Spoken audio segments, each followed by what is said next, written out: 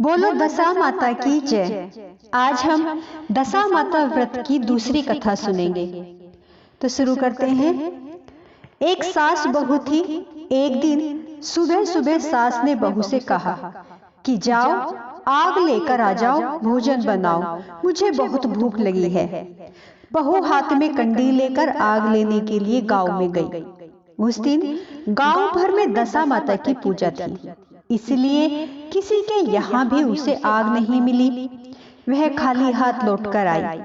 शाम होने पर वह पड़ोसन के पास जाकर बोली कि मेरी सास तो दशा माता का डोरा नहीं लेती, परंतु अब की बार मैं डोरा लेना चाहती हूँ।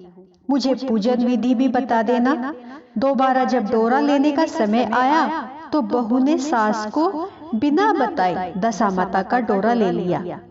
9 दिन वह किसी न किसी बहाने पड़ोसन के घर जाकर कथा सुनती रहती। 10वें दिन उसे चिंता सताने लगी कि अब मैं पूजा कैसे करूंगी। वह मन ही मन दशा माता का ध्यान धरकर सोचने लगी कि आज सास कहीं बाहर चली जाए तो मैं शांति पूर्वक पूजा कर लूं। दशा माता की कृपा से सास बहू से बोली, मैं आज खेतों में जा रही हूँ, यदि मुझे आने में देर हो जाए तो तुम मेरे लिए खेत पर खाना ले आना। बहू के मन की मुराद पूरी हो गई। वह तो यही चाहती थी।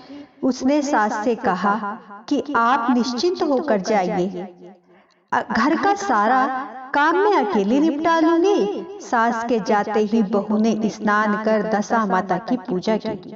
इसके बाद वह पूजा की सामग्री मिट्टी के गोले में रखकर उसे सिलाने के लिए जाने लगी। उसकी सास खेतों से अचानक से वापस आ गई। सास को देखकर बहू ने जल्दी से उस गोले को मटकी में छिपा दिया।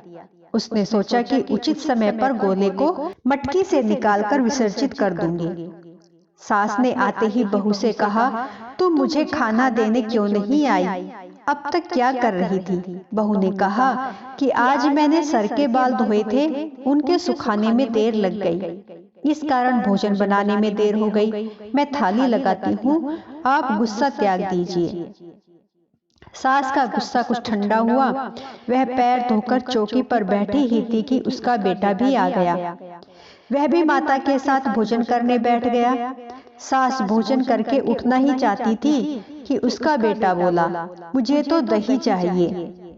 सास ने बहू से दही देने के लिए कहा। बहू बोली, मैं तो रसोई में हूँ, आप ही इन्हें दही दे दो।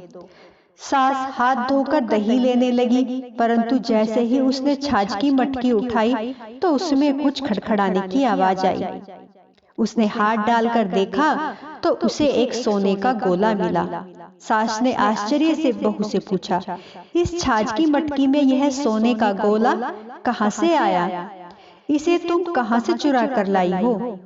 यहाँ क्यों छिपा कर रखा है? मैं समझ गई कि इसी वजह से तुम छाछ देने नहीं उठी, इसका भेद बताओ।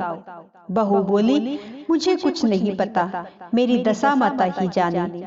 मैंने आपको बताए बिना दशा माता का डोरा लिया था और उनकी पूजा की थी। आपके आ जाने के कारण मैं डोरे को विसर्जित करने नहीं जा सकी।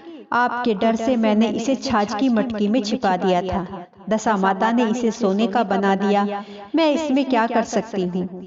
सास ने बहू को गले लगा लिया और कहा, अब मैं भी तुम्हारे साथ डोरा लूंगी और विधिवत व्रत और पूजा किया करूंगी।